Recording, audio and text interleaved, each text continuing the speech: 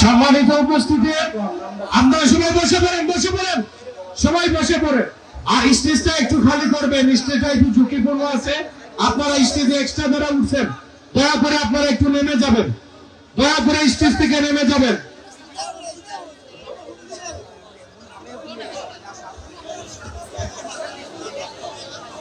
আলহামদুলিল্লাহ, সবাই বসে পড়েন, বসেন। চিন্তা করছেন বলেই না কখন বসেন। আচ্ছা, ওই স্পিকারের সাইডটা ক্লিয়ার করেন, লাইনটা ছিঁড়ে দিয়েছেন আপনারা দুইটা। দয়া করে এই স্পিকারের সাইডে আপনারা থাকবেন না, একটু সবাই এই স্পিকারটা একটু ফাঁকা করেন। এখানে আপনারা একটু বসেন। এই মাহফিলের জন্য দুইটা লোক চাই, 10,000 টাকা করে দুইজন লোক অনুদান দিবেন। দেখি দুইটা লোক কি আছে, দুইটা লোক 10,000 টাকা করে মাহফিলের জন্য, দুইটা লোক 10,000 টাকা করে। একটা মিনিট লস করতে চাই না। হযরত চলে আসছেন, বয়ান করবেন, একটা মিনিট আপনাকে নষ্ট করবেন। দুইটা লোক 10,000 টাকা করে, দুইটা লোক মাহফিলে দান করবেন 10,000 টাকা করে। পরকালের কথা চিন্তা করেন। মাহফিলের সভাপতির বড় ভাই কুয়েত প্রবাসী 10 সংগঠনের সভাপতি, তার বড় ভাই কুয়েত প্রবাসী 10,000 টাকা দেবে। কন্যা আলহামদুলিল্লাহ। আরেকজন চাই, আরেকজন কি নাম?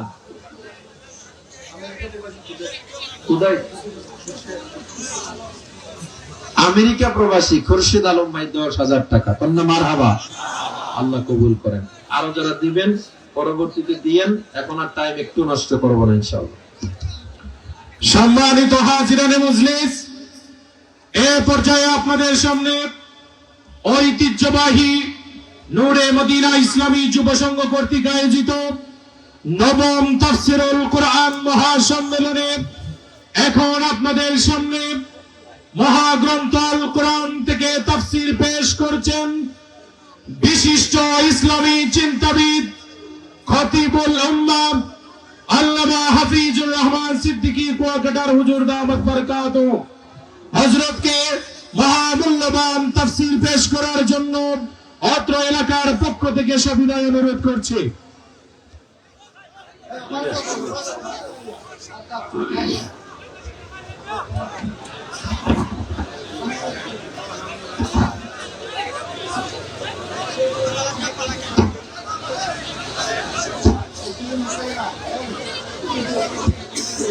আচ্ছা, স্টেজ থেকে একটু মানুষ নেমে গেলে তো ভালো হয় ভাই, কারণ স্টেজটা ঝুঁকিপূর্ণ হয়ে গেছে, মানুষ অতিরিক্ত হয়ে গেছেন। যদি কিছু ভাই নেমে যান নিজ দায়িত্বে তাহলে ভালো হয়। যদি স্টেজটা ভাঙে তাহলে কিন্তু আমাদেরই ইজ্জত যাবে। আর স্পিকারের সাইড থেকে একটু আপনারা ফাঁকা করেন, একটু জায়গা ফাঁকা করেন দয়া করে।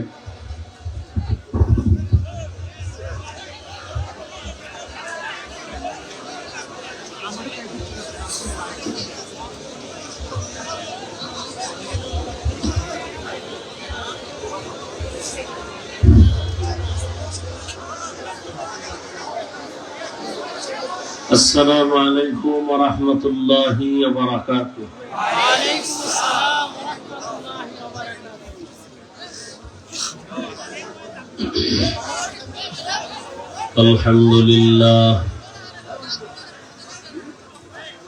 الحمد لله الذي جعل الشمس والقمر بحسبان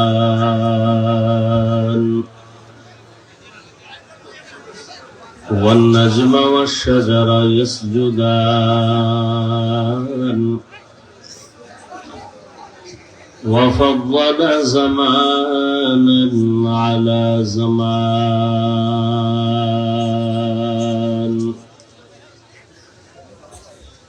كما فضل مكانا على مكان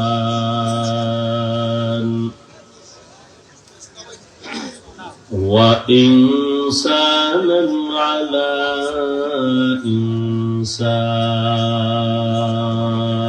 إنسان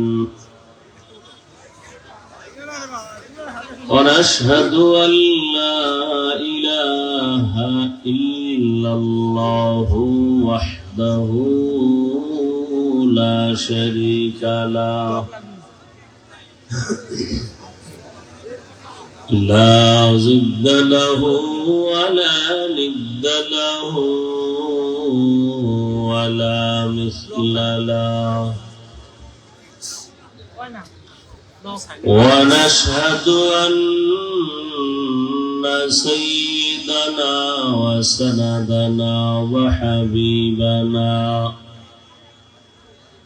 وحبيب ربنا وطبيبنا وطبيب قلوبنا ومولانا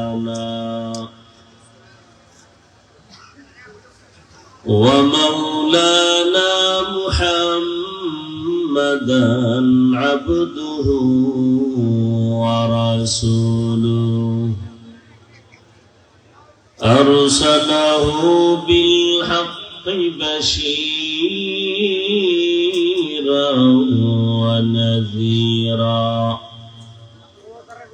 وداعيا إلى الله بإذنه وسراجا منيرا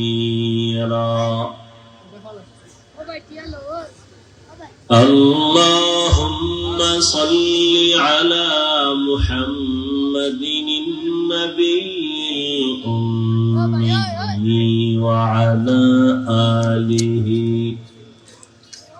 وعلى آله وسلم تسليما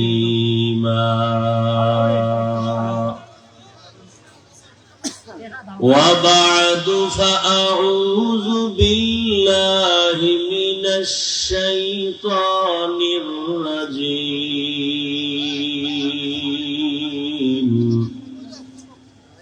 بسم الله الرحمن الرحيم وما خلقت الجن والإنس إلا ليعبدون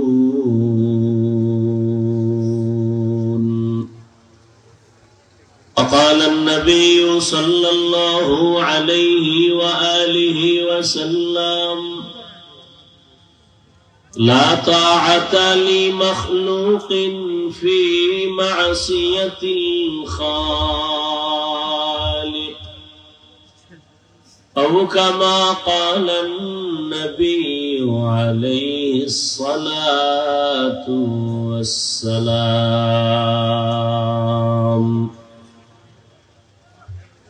صدق الله مولانا العظيم وصدق رسوله النبي الأمي الكريم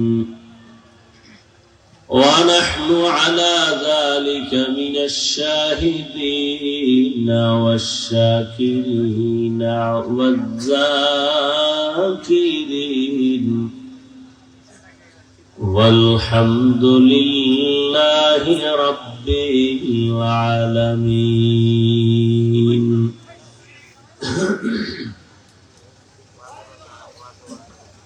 سبحانك لا علم لنا إلا ما علمتنا إنك أنت العليم الحكيم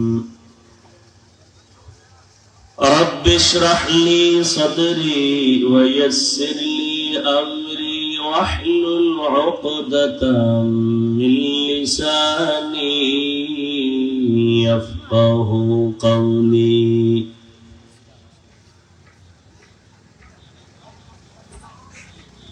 निगाह मुमिन से तो बदल जाती है तकदीर निगाह मुमिन से तो बदल जाती है तकदीर ये बंदा की कुव्वत नहीं कुदरत का इशारा ये बंदा की कुव्वत नहीं कुदरत का इशारा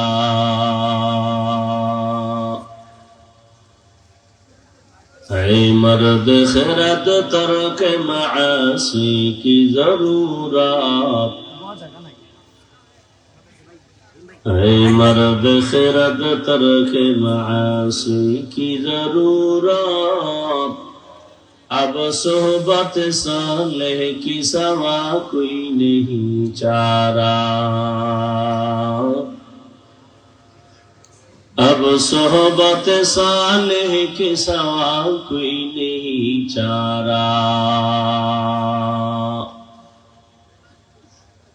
मरदूद है पीछे हमें खबर नहीं, लेकिन मरदूद है पीछे हमें खबर नहीं, लेकिन एक वक्त में हालाक जो अमाल है सारा,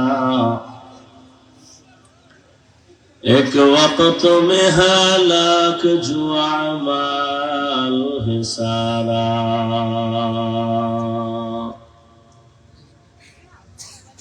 নূরে মদিনা ইসলামী যুব সংঘ এর উদ্যোগে আয়োজিত তাফসীরুল কোরআন মাহফিল ৮ ডিসেম্বর ২০২৪। মহতি এ মাহফিলে উপস্থিত মোহতারাম সম্মানিত সভাপতি হযরত উলামায়ে কেরাম, অত্র অঞ্চলের বিভিন্ন স্থান থেকে আগত আল্লাহ পাকের আশিকিন, জাকিরিন, শাকিরিন, মুহিব্বিন, মুরব্বিয়ান এজম, কলিজার টুকরা আমার সমবয়সী যুবক বন্ধুগণ, স্নেহের ছোট ভাই, পর্দার আড়ালে মাইকের আওয়াজ শ্রবণরত মা বোনেরা, আল্লাহ পাকের দরবারে শুকর যে আল্লাহ পাকে ফিতনার যুগে হাজারো লাখো মানুষের মধ্য থেকে বাছাই করে পৃথিবীর শ্রেষ্ঠ মজলিস, উলামায়ে আহলে হকের মজলিস, গুনাহ মাফের মজলিস, তওবা কবুলের মজলিসে আমাদেরকে কবুল করেছেন, আশা বসার তৌফিক দান করেছেন। শুকর আদায়ার্থে পড়ি আলহামদুলিল্লাহ। দরুদ সালাম সৈয়দুল মুরসালিন, রাহমাতুল লিল আলামিন, শফিউল মুজনিবিন, খাতামুন নবিয়্যিন, সৈয়দুস সাকালাইন, ইমামুল মুরসালিন হযরত মুহাম্মদুর রাসূলুল্লাহ। সবাই পড়লেন না তো? পড়েন তো আবার। নবীর উপর দরুদ পড়লে কি গুনাহ? দুনিয়াতে সব থেকে বড় কৃপণ ওই ব্যক্তি যে নবীর নাম শুনে কি পড়ে না? দরুদ পড়ে না। বেশি বেশি দরুদের আমল করবেন। একবার সাল্লাল্লাহু আলাইহি ওয়াসাল্লাম বলার দ্বারা 3টা পুরস্কার পেয়ে গেলেন। 1 নাম্বার পুরস্কার 10টা গুনাহ মাফ হয়ে গেছে। দ্বিতীয় পুরস্কার 10টা নেক আমল নামায় যোগ হয়েছে। তৃতীয় পুরস্কার আল্লাহর দরবারে মর্যাদা 10 গুণ বেড়ে গেছে। 10টা গুনাহ যে মাফ হলো, এই 10টা গুনাহ আল্লাহ নেক দ্বারা পরিবর্তন করে দিয়েছেন। মোবাইল ওয়ালারা মোবাইল হাতে লইছেন, আবার লাইটও জ্বালাইছেন, এই বাতিতে হয় না?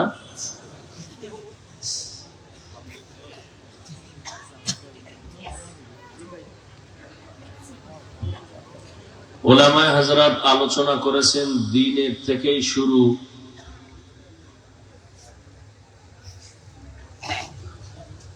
আপনারাও ধৈর্যের সাথে আলোচনা শুনছেন। আল্লাহ পাক উলামায়ে কেরামদের কথাগুলো আমল করার তৌফিক দান করেন। উলামায়ে কেরামের ইজ্জতকে আল্লাহ বেশি বেশি বাড়ায় দেন। যারা উলামায়ে কেরামের বিরুদ্ধে ফেসবুকে লেখালেখি করে, মিডিয়ায় অপপ্রচার চালায়, আল্লাহ ওদের হেদায়েত দান করেন। আমি আপনাদের দোয়া নিতে আসছি এবং সংক্ষিপ্ত 2-4টি কথা বলার নিয়তে কোরআনে হাকিমের এক আয়াতে কারিমা, নবীজির হাদিস থেকে এক টুকরো হাদিস পড়েছি। আয়াত ও হাদিসের আলোকে ইখলাস ও রুহানিয়াতের সমন্বয়, সহি নিয়তে, সহি তরিকায়, সহি কিছু কথা আমাকে বলার মতো, আপনাদেরকে শুনবার মতো আল্লাহ পাক তৌফিক দান করেন।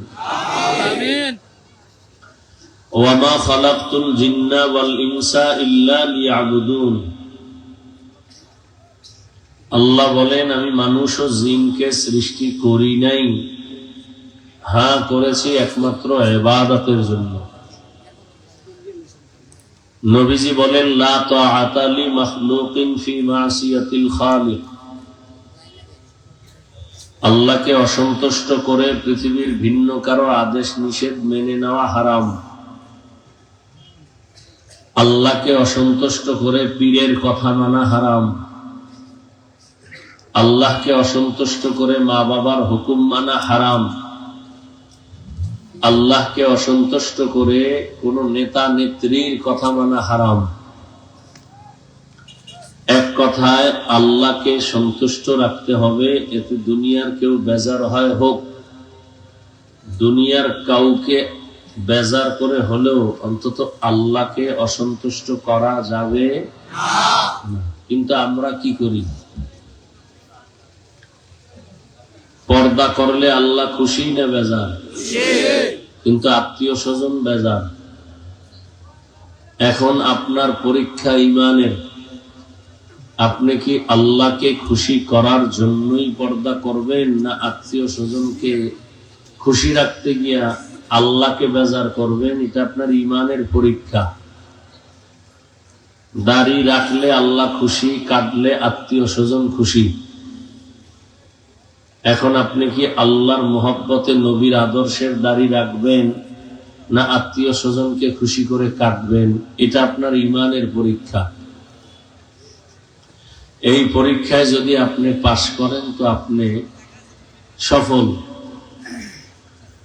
আর যদি ফেল করেন তো আপনার জীবন দুনিয়াও বরবাদ, আখিরাতও বরবাদ। এখন কোন মুফতি সাহেবের ফতোয়া নেওয়ার দরকারও হয় না। আপনি কি জান্নাতের পথে আছেন না জাহান্নামের পথে আছেন, নিজেরটা নিজেই নির্ণয় করে নেবেন, আপনার আমলের উপরে, আকীদার উপরে, ঈমানের উপরে। আয়াতের মধ্যে আল্লাহ পাক বলছেন, আমি মানুষ এবং জিনকে সৃষ্টি করি নাই, হ্যাঁ করেছি একমাত্র ইবাদতের জন্য। তো এটা ডাইরেক্ট বললেই তো হইতো যে আমি মানুষ আর জিন ইবাদতের জন্য বানাইছি। আল্লাহ ঘুরাইয়া বললেন কেন যে আমি মানুষ আর জিনকে সৃষ্টি করি নাই, হ্যাঁ করেছি ইবাদতের জন্য? এর কারণ হলো আল্লাহ পাকের প্রতিটি কথার মধ্যে হিকমত, অলংকার। দ্বিতীয়ত, মানুষের জেহেনকে আল্লাহ স্পষ্ট করে বুঝায় দিলেন, ও মানুষ, তোমাকে বানানোই হয় নাই, হ্যাঁ তোমাকে বানানোর একটাই কাজ, আর কোন তোমার জীবনে কাজ নাই, সে কাজের নাম ইবাদত। তোমার জীবনে কয় কাজ? একটাই কাজ। সেটা কি? কার ইবাদত? আল্লাহ। আল্লাহর হুকুম জীবনে বাস্তবায়ন করা, আদেশগুলো মেনে নেওয়া, নিষেধ থেকে বেঁচে থাকা, এর নাম ইবাদত। ইবাদত কেন করব?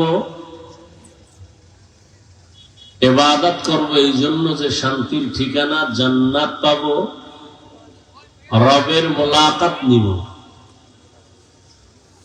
ইবাদত করব কোন নিয়মে? ইবাদতের জন্য তো কিছু নিয়ম আছে। ইবাদতের জন্য নিয়ম একটাই, আখিরি নবী, রহমতের নবীর তরিকা। ইবাদতের সীমানা কতটুকু? মসজিদ আর মাদ্রাসা। মসজিদ আর মাদ্রাসায় কি সীমানা ইবাদতের? মানুষ তুমি যেখানেই যাও, যে অবস্থায় থাকো, তোমার এই দেহ রুহু সহ যেখানে যেখানে থাকবে সেখানেই তোমার ইবাদত করতে হবে। তো ইবাদত কি? ইবাদত কেন? ইবাদত কিভাবে? আল্লাহর হুকুমকে জীবনে বাস্তবায়ন করা, এটা ইবাদত। এখন আপনার আমার জীবনে ব্যক্তি জীবন, পরিবার, সমাজ, রাষ্ট্র, অর্থনীতি, সমাজনীতি, প্রত্যেকটা ক্ষেত্রে আল্লাহর কোন নির্দেশনা আছে না নেই? এগুলো মেনে নেওয়ার নাম ইবাদত। অনেকে মনে করে মসজিদে বসে তাসবিহ টানো, সারা রাত জায়নামাজে বসে থাকো, এটা ইবাদত। এক কথায় দুনিয়াতে মানুষ তুমি মৃত্যু পর্যন্ত যা করবা, যা বলবা, সব ইবাদত। আপনি বসে আছেন ইবাদত, হাঁটতেছেন ইবাদত, খানা খাবেন ইবাদত, খাবেন না তাও ইবাদত। ইবাদতের চাদরে গোটা দুনিয়াটাকে আল্লাহ আটকায় দিছেন, আবৃত করে দিছেন। ইবাদতের বাইরে কোনো কাজ নেই।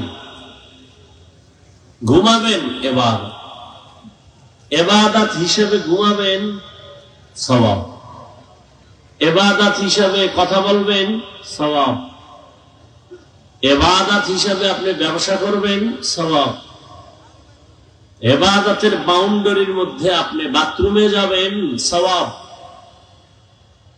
ইবাদত করবেন বিনিময়ে পুরস্কার জান্নাত আর আল্লাহর সাথে মোলাকাত। তো এটা তো পরকালে, দুনিয়াতেও আপনার জীবন সুন্দর, আল্লাহ সম্মানের সাথে দিয়ে দিবে। যারা ইবাদত করে সর্বক্ষেত্রে, দেখেন তো এরা দুনিয়াতে কত সম্মানে আছে।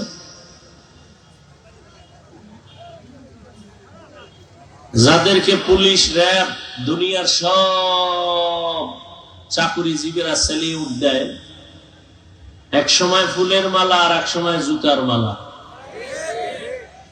কি কেন? চেয়ারম্যানের চেয়ারের মেয়াদ শেষ, আর ইবাদত করনেওয়ালা আল্লাহর প্রিয় বান্দা বান্দি, এদের চেয়ারের কোনো মেয়াদই নাই। শেষ হবে কি? কি আমাদের চেয়ারের মেয়াদ আছে? আমাকে চেয়ারের কয় বছর মেয়াদ, যে চেয়ারে আমরা কয় বছর থাকতে পারবো, এরকম কোন মেয়াদ আছে?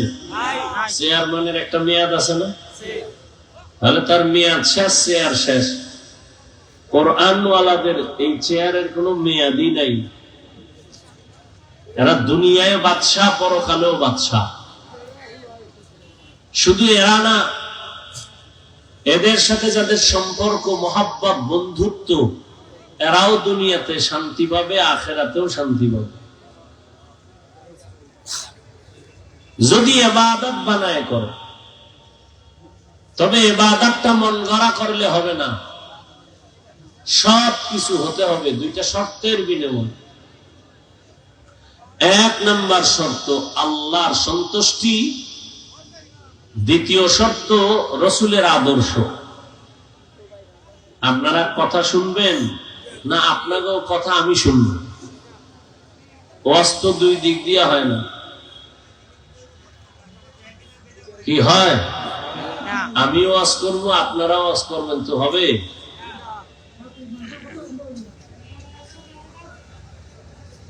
আওয়াজ বন্ধ করে ইশারায় কাজ করেন, আর উঠা বসা করেন কেন আপনারা? আর উঠার ব্যারাম থাকলে ঢুকছেন কেন ভেতরে? ডিস্টার্ব করেন কেন? মানুষের ক্ষতি করাই আপনার জীবনের কাম। আপনার দ্বারা জীবনে মানুষের উপকার হবে না, খালি ক্ষতিই করবেন। আল্লাহ আপনাকে এই জন্যই বানাইলো না কপালে কারো অভিশাপ লইছেন? একটা ভালো প্যান্ডেল, বেহেশতের বাগান, যেখানে বসলেই গুনাহ মাফ, এখানে বসার সাথে সাথে গুনাহ মাফ। এই প্যান্ডেলে বসতে মনে চায় না, সে তো ভালো মানুষ হতে পারে না। আল্লাহ হেদায়েত দান করেন। আসল ব্যাপার হলো, কপাল খারাপ হলে আমি হাফিজুর রহমান কেন আর মক্কা মদিনার ইমাম কেন? কপাল যদি নষ্টই হয়, তো স্বয়ং রাসূলের বয়ানেও কপাল খুলে না। যেই নবীকে এক নজর দেখলে জাহান্নাম হারাম, যেই রাসূলের চেহারা মোবারক এক নজর দেখলে পেটের ক্ষুধা নিবারণ হয়ে যায়, সেই নবীকে 13 বছর দেখছে, টানা বয়ান শুনছে, কপালে কালেমা জুটে নাই। এত বড় নিকৃষ্ট বেঈমানের নাম কি জানেন? আবু জাহাল। এর নাম কপাল। 13 বছর দেখেও কালেমা পড়ে না, এর নাম কপাল। আর 27 বছরের যুবক তরবারি নিয়ে যায় নবীকে জবাই করার জন্য। নবীজিরে দেখা তরবারি ফালাইয়া কালেমা পড়ে ফেলল। কে? এর নাম কপাল। মান ইয়াহদিল্লাহু ফাহুয়াল মুহতাদ ওয়া মান ইউদ্লিল ফালান তাজিদা লাহু ওয়ালিয়াম মুরশিদা। আল্লাহ বলেন, আমি যাকে হেদায়েতের মালা পরাবো সে হেদায়েতের মালা পরেই ফেলবে, আর আমি যাকে হেদায়েতের বাউন্ডারিতে নিব না, ওই বান্দা বান্দি হেদায়াত পাবে দূরের কথা, হেদায়াত পাওয়ার মতো কোন মুর্শিদ বা পথ প্রদর্শক খুঁজে পাবে না। তো এমন একটা প্যান্ডেল যেখানে মানুষ বসার জন্য যেই থার্ড ক্লাসের বিছানা দিছে, এর থেকে নরমাল, দুর্বল, নিকৃষ্ট বিছানা হতে পারে না, কিন্তু বসছে সব দামি মানুষ। নিয়ন্ত্রণের জন্য কোনো প্রশাসন নাই, তাহলে মজলিসটার দাম কত? নবীজি বলেন, ঘর থেকে যখন বের হয়ে আসছে প্রত্যেকের সাথে আল্লাহ 70,000 রহমতের ফেরেশতা দিয়ে কাফেলা বানায় দিছে।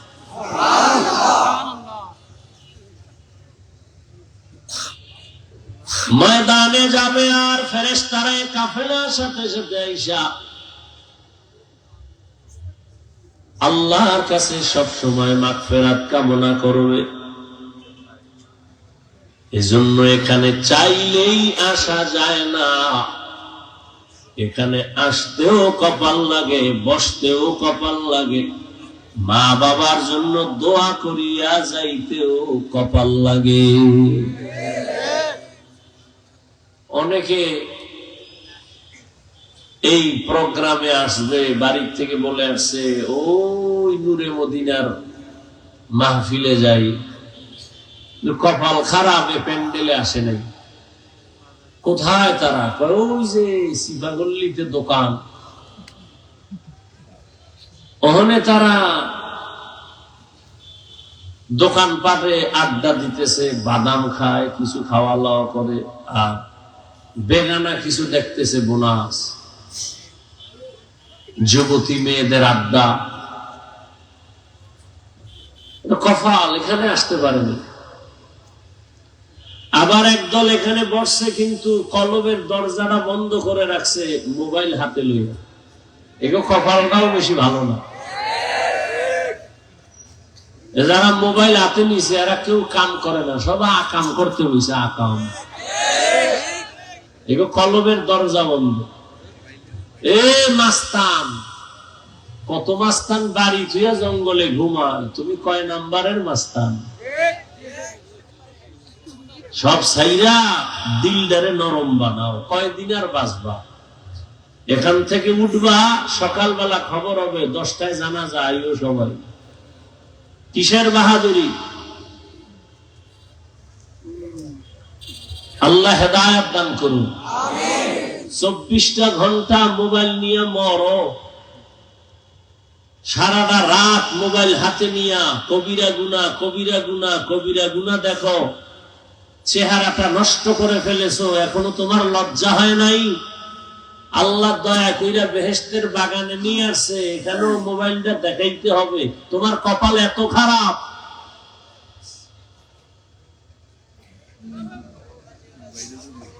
তোমার কপালে কার অভিশাপ লাগছে, এখনো সোজা হও, তওবা করো।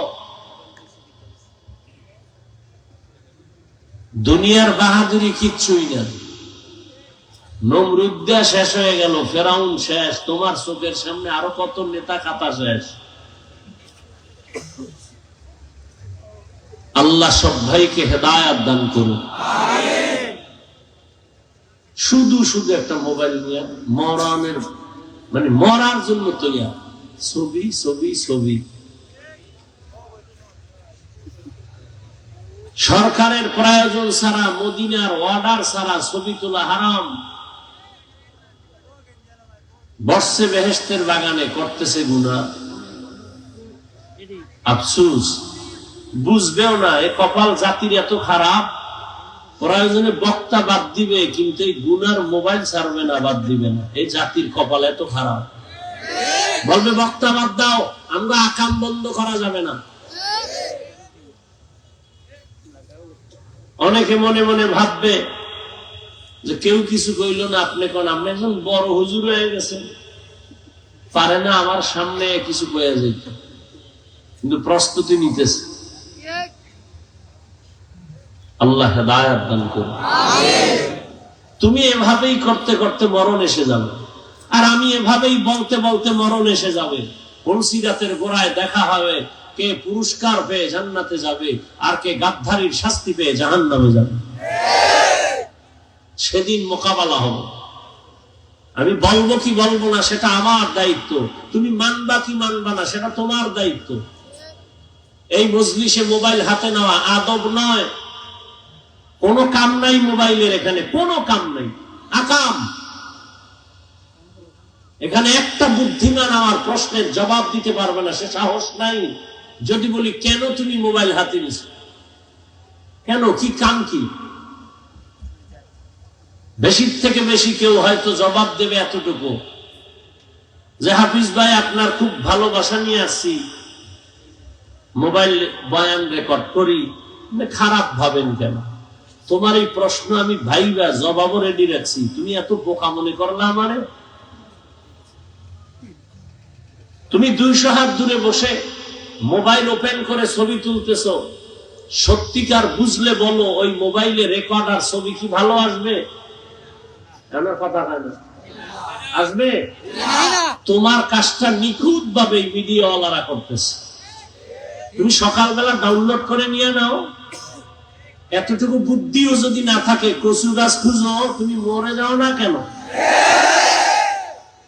তোমার বেঁচে থেকে কোনো লাভ নাই। তোমার এতটুকু বুদ্ধি না থাকলে তুমি কচু গাছ খুঁজো। আল্লাহ হেদায়েত দান করুন। আমার কথায় হেদায়েত হবে, রসুলের কথায় হয় না। আমি কে? এই জন্য কি আমি বলবো না? না বলাও বন্ধ করে দিব? কথা বলেন না কেন? বলাও বন্ধ করবো? তুমি বললেও তো আমি করবো না, কারণ তুমি তো বলতে চাও দাড়ি কেটে ফেললে আরাম লাগে। তুমি তো বলতে চাও টুপি মাথায় দিলে মাথা গরম হয়। তোমার বলার উপরে তো আমি টুপি দেই নেই। তোমার মাথা গরম হয় টুপি না দিলে, আর আমার মাথা গরম হয় না টুপি দিলে, নাকি? তোমার শরীরের মধ্যে সুন্দর আরাম লাগে দাড়ি কাটলে, আর আমার শরীর স্বাস্থ্য ভালো লাগে দাড়ি রাখলে। অথচ তুমিও মুসলমান, আমিও মুসলমান। তোমার আল্লাহ আমার আল্লাহ দুই না এক। নবী, কাবা, কোরআন, হাদিস, ধর্ম, কালেমা, কাফনের সংখ্যা। তোমারও 3টা, আমারও 3টা। বক্তা হিসাবে একটা বেশি হবে, গরিব হওয়ার কারণে একটা কম হবে। কালার, কাফনের কালার শুধু আমাদেরটা আলাদা হবে, সব কালার সাদা। কবরের সাইজও, এই এলাকার কবর 1 হাত বড়, কবরের প্রশ্ন 3টাও সমান। রবের পরিচয় দাও, ধর্মের পরিচয় দাও, রাহমাতুল্লিল আলামিনের পরিচয় দাও। তো তোমার আমার আল্লাহ এক, নবী এক, কোরআন এক, কাবা এক, ধর্ম এক, কালেমা এক। পোশাক কেন আলাদা?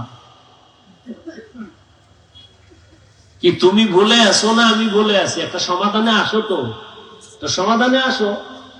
যদি বলো হাফিজ ভাই তোমরা ভুলে আসো, তাহলে সব ছেড়ে দেই, কোরআন থেকে হাদিস থেকে একটা দলিল দেখাও, আমরাও তোমার মতো শার্ট প্যান্টটাই পরি, সমস্যা কি? আর যদি বলো না আমরা ভুলে আছি, আপনারা সঠিক লাইনে আছেন, তাহলে পা দুটো আগায় দাও, পাও ধরে বলছি নবীর আদর্শে আসো। আর কত মাস্তানি, চালাকি, গুন্ডামি, বদমাশি, ধান্দাবাজি, চান্দাবাজি কম তো করলা না, আর কত? এবার তওবা করো। মনের ঝালমিটা এত আকাম কম করো নাই। মনে চাইছে পার্কে যাবা, দৌড়ে চলে গেছো। আর কত সব, আর কত মাইয়ার চরিত্র নষ্ট করলে তোমার মনের ঝাল মিটবে? আর কত পার্কে পার্কে ঘুরলে তোমার মনের আশা মিটবে? বলো। আর কত মা বাবার সাথে বেয়াদবি করলে তোমার মনের ঝাল মিটবে? বলো। তুমি আর কতদিন অন্যায় করার পরে তওবা করবা? বলো। অথচ তোমার চোখের সামনে করোনায় কত যুবকের তাজা প্রাণ চলে গেল, ডেঙ্গুতে চলে গেল। এমন একটা দিন নাই গাড়ির নিচে, পানির নিচে, ঘুমের বিছানায় যুবকের লাশ নাই। আর কত করবা? মন তো আমারও আছে, নাচ গান দেখলে খুব মজা, এটা তো আমার মনেও শয়তানে আঘাত করতেছে। তো তুমি তো দেখছো নাচ গান, আমি তো একবারও দেখলাম না। তুমি দেখাও ফিরবা না, আর আমি না দেখা মনের শখের দরজা লাগায় আগের থেকেই ফিরে গেলাম, তুমি এখনো ফিরবা না? তা তুমি কি বেঈমান হয়ে মরার নিয়ত করছো? কি বয়ান শুনবা? ফজর পড়ো নাই, জোহর পড়ো নাই, আসর পড়ো নাই, মাগরিব পড়ো নাই, এশা পড়ো নাই, বয়ানে আসছো। বলবা বিশাল মাহফিল, কি লাভ হবে তোমার এই চাপাবাজিতে? ফজরে যদি মসজিদ খালি থাকে কি লাভ হবে? এটা কততম? তমতম নাই, আছে নবম। বহু জায়গায় 9 বছর 20 বছর কমিটি ওয়াজ করায়, কমিটির লোকের দাড়ি উঠে না। কিও ভাই, হেদায়েতের জন্য ওয়াজ না কহাত, মানুষের হেদায়েত, আমাগো কি? ওয়াজ করাইতেছে বক্তার ডিপু, শত শত বক্তা দিয়া বয়ান করাচ্ছে। বক্তা বয়ান করে কান্দাইয়া মানুষকে তওবার দোয়া করে গেল, কমিটির লোকের দাড়ি উঠে না, পর্দা করে না, হালাল খায় না। এরকম বাংলাদেশে কোথাও নাই। কি লাভ হবে এই ওয়াজ দিয়া? এখানে বেহেশতের বাগান, আর এই ওয়াজ উপলক্ষে আবার মার্কেট, সেখানে জাহান্নামের বাগান। যুবক যুবতী হোমানে ঘোরাফেরা করতেছে, বেলুন কিনতেছে, প্লাস্টিকের মাছ কিনতেছে, বাসায় যাইবো ওয়াজের ঘরে, কি নিয়ে আইছো? বউ জিগাইবো, আম্মু, বউরে কইব, ও ম্যাডাম একটা মাছ নিয়ে আইছি, মোনাজাতে বেলুন নিয়ে আসি, এটা মোনাজাতে কবুল হয়ে গেছে। কোরআনের বাগান, এখানে বেহেশতের বাগান। ওয়াজ উপলক্ষে মার্কেট কেন? ওয়াজ উপলক্ষে 2-1টা রুটি বিস্কিটের দোকান হবে, সেখানে বেলুনের দোকান কেন? খেলনার দোকান হবে কেন? সেই দোকানে আবার মেয়েরা ঢুকবে কেন বেপরদায়? ওই কবিরা গুনার দায়ভার কে নিবে? বলার দায়িত্ব আমার, মানবা কিনা সে দায়িত্ব তোমার। রিজিকের মালিক আল্লাহ, ওয়াজ না। ওয়াজ, পিপিলিকার খানা কে দেয়? জঙ্গলের হাজারো প্রাণীর খানা কে দেন? নদীর মধ্যে হাজারো মাছের খানা কে দেন? উড়ন্ত পাখির পেট ভরায় খানা দেন কে? ওরা দামি না আমরা দামি? তো ওদের যদি আল্লাহ খানা দিতে পারেন, আমাদের পারবেন না? এত কেন পেরেশানি? ওয়াজ না করলে খানা হবে না, ইমামতি না থাকলে খানা হবে না। পিপিলিকায় কোন ইমামতি কইরা খানা খায়? নদীর মাছ কোন বয়ান কইরা খায়? চালাকি ছাড়ো, তওবা করো।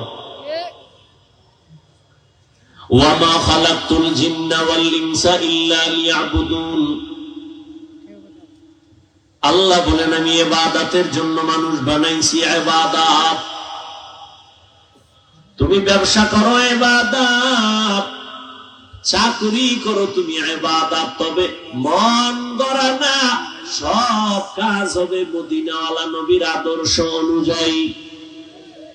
এরে যুবক বাবারা, একটু বলবানি আমার নবীর আদর্শের মতো সুন্দর আদর্শ আর কারো কাছে আসেনি? নবীর থেকে ভালো কারো কাছে আছে? এই ময়দানে কেউ যদি দাঁড়াইয়া বলতে পারো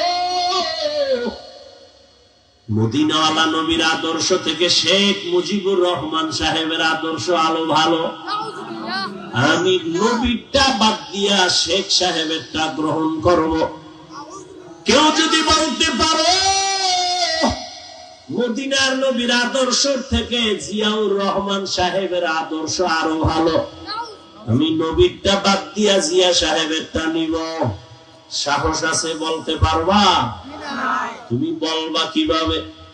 বড় এদের থেকে আরো বড় মহাপণ্ডিত, যার গণতন্ত্র লইয়া মর, আব্রাহাম লিঙ্কনের গণতন্ত্র, যার গণতন্ত্র জিন্দা রাখার জন্য জাতি মরার জন্য রেডি, গণতন্ত্র জিন্দা রাখতে গিয়া মইরা যাবো, মরলে কি হবে কয় শহীদ। আব্রাহাম লিঙ্কনের আদর্শ, মাও সেতুনের আদর্শ, লেনিন, কার্ল মার্কস, এদের আদর্শ এক কথায় দুনিয়ার সব আদর্শগুলো না পাক, একমাত্র মদিনাওয়ালা নবীর আদর্শই হলো পাক। ওই নবীরে হিন্দুরা পাইছে, বৌদ্ধরা পাইছে, কারা পাইছি? আমরা পাইছি, কিন্তু কপাল বড় খারাপ, ওই নবীরে চিনলি না রে মানুষ।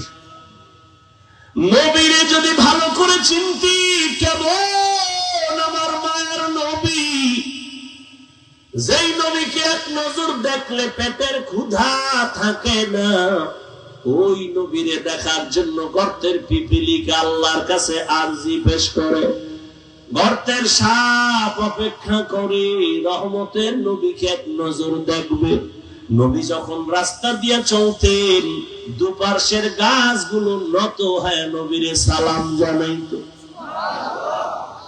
ইমামুল আউয়ালিনাল আখিরিন বাহরে সাদকা রাহমাতাল লিল আলামিন সাইয়্যিদুল কাউনাইন খাতমুল মুরসালিন আখির আমদ বুদ ফখরুল আউয়ালিন।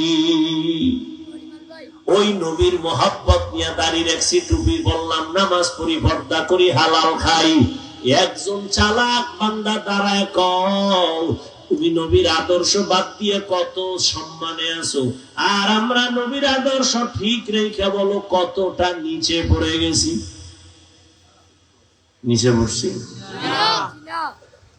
ও আল্লাহর গোলাম, ও যুবক,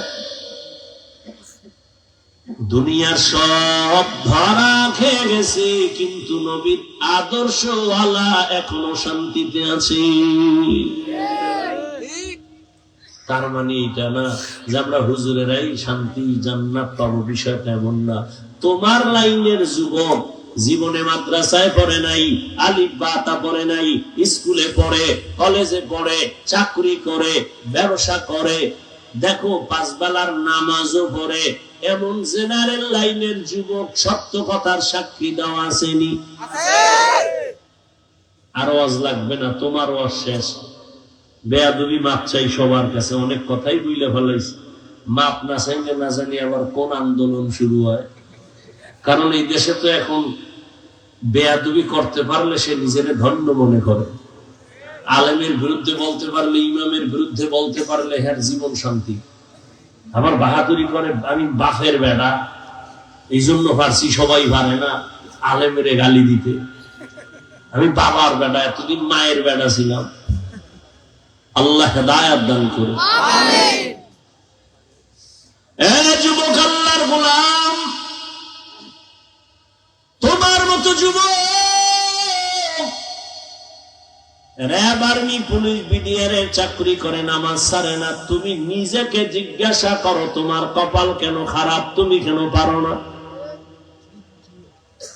তোমার মতো যুবক দেখো, doctor, professor, engineer, OC, DC, SP, উকিল, ব্যারিস্টার, 5 বেলার নামাজ পড়ে। বলো বাবা, তুমি কেন পারো না? আমি তোমার একবারও বলি না স্কুল ছেড়ে দাও, মাদ্রাসায় যাও, হুজুর হও, পাগড়ি লাগাও, একবারও বলি নাই।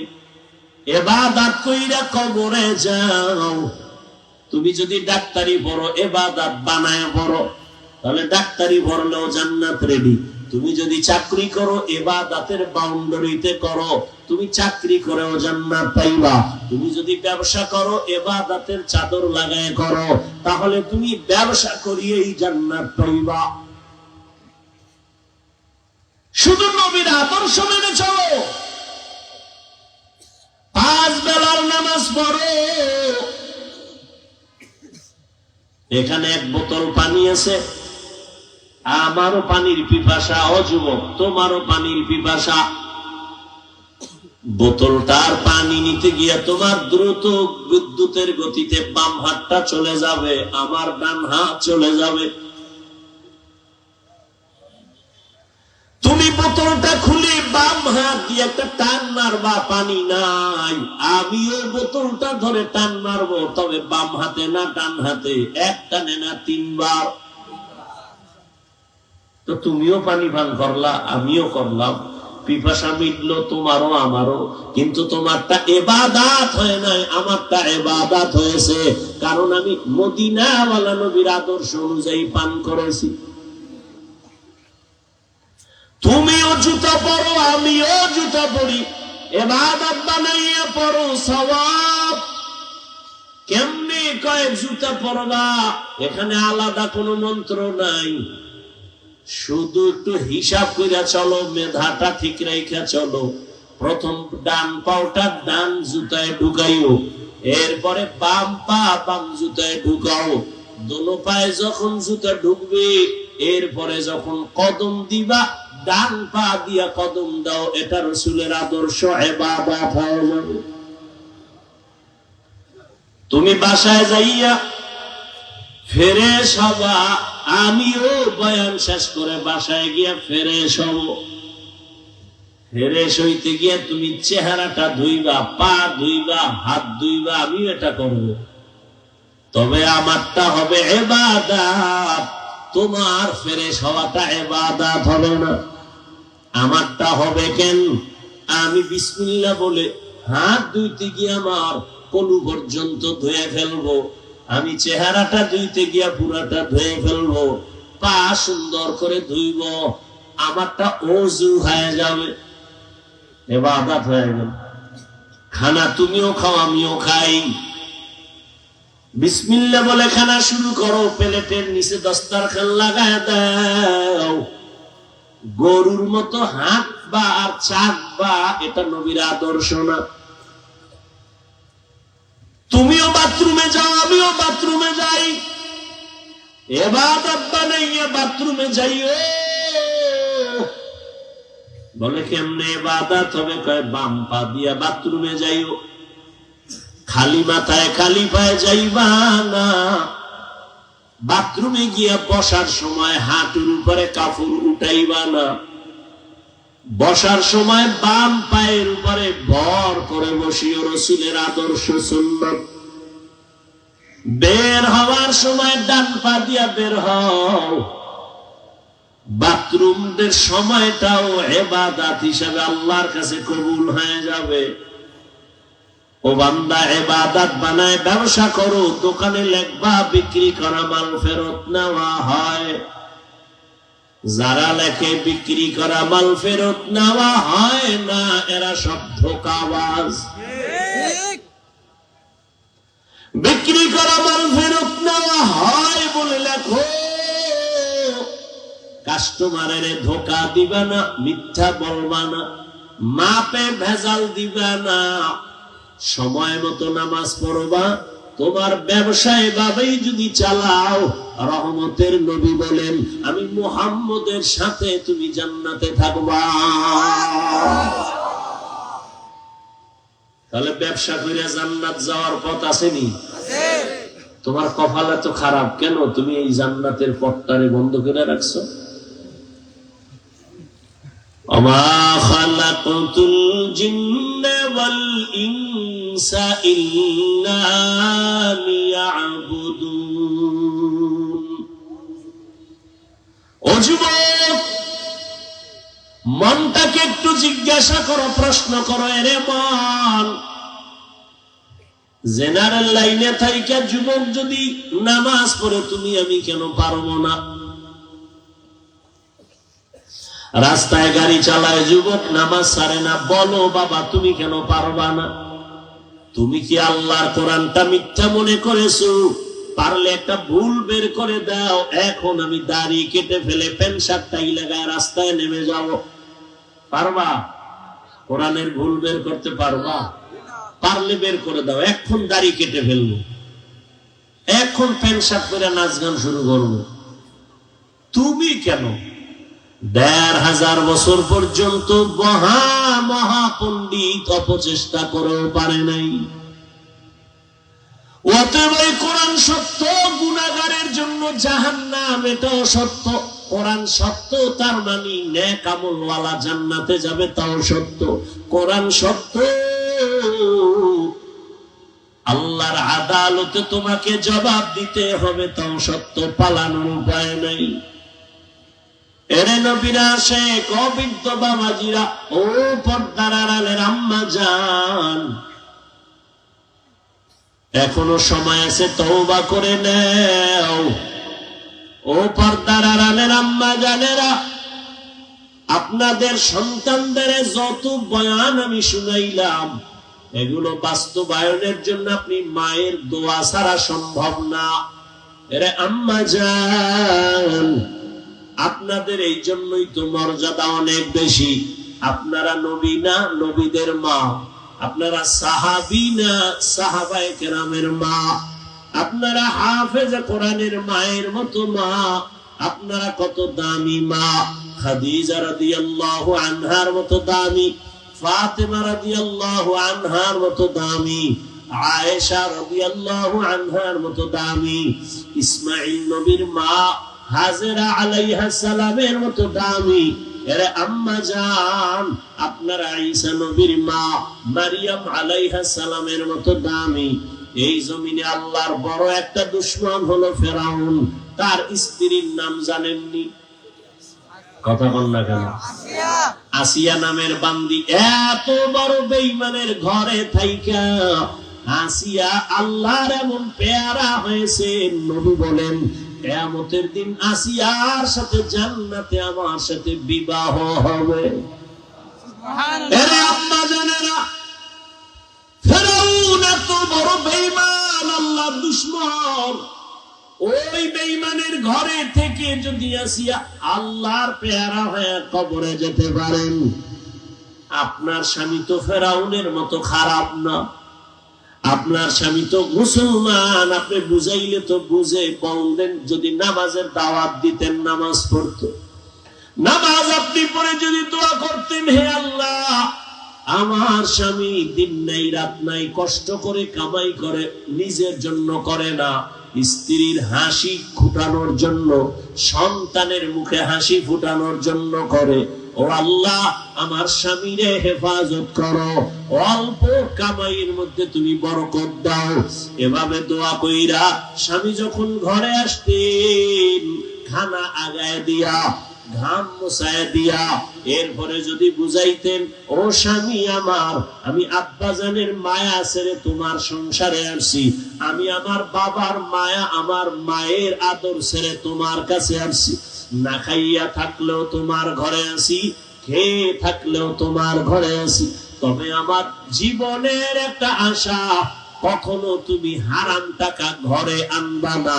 হারাম খাইয়া আমার রক্ত নাপাক করতে চাই না, হারাম কামাই দিয়ে আমার সন্তানের রক্ত নাপাক করতে চাই না। আম্মা জান যদি স্বামীকে বুঝাইতেন, কোন স্বামী হারাম টাকা ঘরে নিতে পারত না। আর যারা হারাম খাওয়াইয়া সন্তানের বড় বানায়, আল্লাহর কসম ওই সন্তান কোনদিন মা বাবার জন্য কল্যাণের কাজ করবে না, মা বাবার খেদমত করবে না। অতএব হালাল খানা দিয়ে সন্তান বড় বানাইও, এখনো সময় আছে, তওবা করো। সন্তানটারে বুঝাইও, ও পর্দার আড়ালের মা, আপনার মতো কত মা এখনো আছে পর্দা রক্ষা করে চলে, বেপর্দায় আড্ডায় যায় না, মার্কেটে যায় না, মোবাইলে চরিত্র বিক্রি করে না, সন্তানগুলো আদর্শওয়ালা বানানোর মেহনত করে।